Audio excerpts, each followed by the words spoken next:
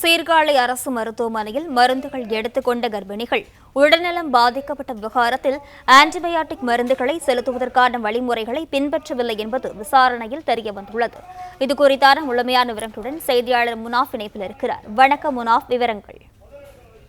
சீர்காழி அரசு மருத்துவமனையில் மருந்துகள் மற்றும் மாத்திரைகள் மூலம் 27 கர்ப்பிணிகள் உடல்நலக் குறைவு ஏற்பட்ட விவகாரத்தில் கர்ப்பிணி பெண்களுக்கு ஆன்டிபயோட்டிக் மருந்துகளை செலுத்துவதற்கான வழிமுறைகளை பின்பற்றவில்லை என விசாரணையில் தெரிய வந்திருக்கிறது.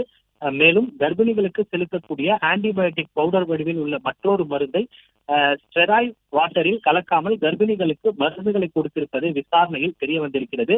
இந்த விவகாரம் தொடர்பாக சீர்காழி அரசு மருத்துவமனையில் பணியில் இருந்த 2 மருத்துவ செவிலியர்கள் மீது நடவடிக்கை மேற்கொண்டு வேறு மாவட்டத்திற்கு பணியிடை மாற்றம் செய்து தமிழக மருத்துவ மற்றும் ஊரக நலப்பணி இயக்குநர் சித்ரா உத்தரவிட்டிருக்கிறார். குறிப்பாக சீர்காழி அரசு மருத்துவமனையில் கடந்த 17ஆம் தேதி மகப்பேறு பிரிவில் 27 கர்ப்பிணி பெண்கள் மற்றும் 20 பிரசவித்த தாய்மார்கள் சிகிச்சை பெற்று வந்த நிலையில் அன்று மாலை மருந்து மாத்திரைகள் கொடுத்தவுடன் திடீரென குளிர்காய்ச்சல் ஏற்பட்டு கர்ப்பிணிக்கு உடல்நலம் பாதித்தது. இந்த விவகாரம் தொடர்பாக மயிலாடுதுறை மாவட்ட மருத்துவ மற்றும் ஊரக நலப்பணி இணை இயக்குநர் மருத்துவர் பானுமதி தலைமையில் குழு அமைக்கப்பட்டது. அக்குழு விசாரணையில் பல்வேறு திடுக்கும் தகவல்கள் வெளியாகியிருக்கிறது. அதில் சீர்காழி அரசு மருத்துவமனையில் கடந்த 17ஆம் தேதி மகப்பேறு பிரிவில் 27 கர்ப்பிணிகளுக்கு 2 செவிலியர்கள் ஆன்டிபயோட்டிக் மருந்துகளை செலுத்துவதற்கான வழிமுறைகளை பின்பற்றவில்லை எனவும் கர்ப்பிணிகளுக்கு செலுத்தக்கூடிய ஆன்டிபயோட்டிக்கில் பவுடர் வடிவில் உள்ள மற்றொரு மருந்தை ஸ்டெராய்டு வாட்டரில் கலக்காமல் கர்ப்பிணிகளுக்கு மருந்துகளை கொடுத்திருப்பது விசாரணையில் தெரிய வந்திருக்கிறது. இந்த விவகாரம் தொடர்பாக சீர்காழி அரசு மருத்துவமனையில் பணியில் இருந்த 2 மருத்துவ செவிலியர்கள் மீது நடவடிக்கை மேற்கொண்டு அவர்களை வேறு ஒரு மாவட்டத்திற்கு பணியிடை மாறுதல் செய்து தமிழக மருத்துவம் மற்றும் ஊரக நலப்பணி இயக்குநர் சித்ரா உத்தரவிட்டிருக்கிறார். முன்னதாக பணியிடை மாறுதல் அளித்தும் இதுவரை செவிலியர்கள் எந்த மருத்துவமனையில் பணியில் செய்வது என்று உத்தரவு வராமல் இருப்பதாக குறிப்பிடப்பட்டிருக்கிறது.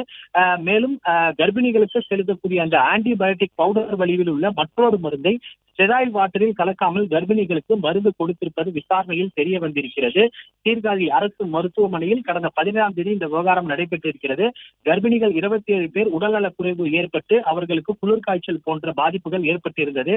உடனடியாக கர்ப்பிணி பெண்கள் ஆன்டிபயோட்டிக் மருந்துகளை செலுத்துவதற்கான வழிகாட்டு நெறிமுறைகளை பின்பற்றவில்லை என அந்த விசாரணையில் தெரிய வந்திருக்கிறது. அதே போல அந்த மருந்துகளை ஆய்வுக்கு உட்படுத்தவும் மருத்துவத்துறை சார்பில் உத்தரவானது பிறப்பிக்கப்பட்டிருக்கிறது. கர்ப்பிணிக்கு செலுத்தக்கூடிய அந்த ஆன்டிபயோட்டிக் பவுடர் வடிவில் உள்ள மற்ற மருந்தை ஸ்டெராய்டு வாட்டர் கலக்காமலே கர்ப்பிணிகளுக்கு மருந்து கொடுத்திருப்பது இந்த விசாரணையில் தெரிய வந்திருக்கிறது. இந்த விவகாரம் தொடர்பாக சீர்காழி அரசு மருத்துவமனையில் பணியில் இருந்த 2 மருத்துவ செவிலியர்கள் மீது நடவடிக்கை மேற்கொண்டு அவர்கள் வேறு மாவட்டத்திற்கு பணியிடை மாறுதல் செய்து தமிழக மருத்துவ மற்றும் ஊரக நலப்பணி இயக்குநர் சித்ரா உத்தரவிட்டிருக்கிறார். கடந்த 17ஆம் தேதி மகப்பேறு பிரிவில் 27 கர்ப்பிணி பெண்கள் மற்றும் 20 பிரசவித்த தாய்மார்கள் சிகிச்சை பெற்று வந்த நிலையில் அன்று மாலை மருந்து மாத்திரைகள் கொடுத்தவுடன் திடீரென்று 27 பேர்களுக்கும் குளிர் காய்ச்சல் ஏற்பட்டு கர்ப்பிணிகள் உடல்நலம் பாதித்த நிலையில் இந்த கர்ப்பிணி பெண்களுக்கு ஆன்டிபயோட்டிக் மருந்துகளை செலுத்துவதற்கான வழிமுறைகளை பின்பற்றவில்லை என விசாரணையில் தெரியவந்ததை அடுத்து 2 செவிலியர்கள் வேறு இடத்திற்கு பணியிடை மாறுதல் செய்து தமிழக மருத்துவ மற்றும் ஊரக நலப்பணி இயக்குநர் சித்ரா உத்தரவிட்டிருக்கிறார். பிளே ஸ்டோர் மற்றும் ஆப் ஸ்டோரில் இருந்து பாலிமர் செயலியை QR கோடு மூலம் பதிவிறக்கம் செய்யுங்கள். செய்திகளை உடனுக்குடன் பெறுங்கள்.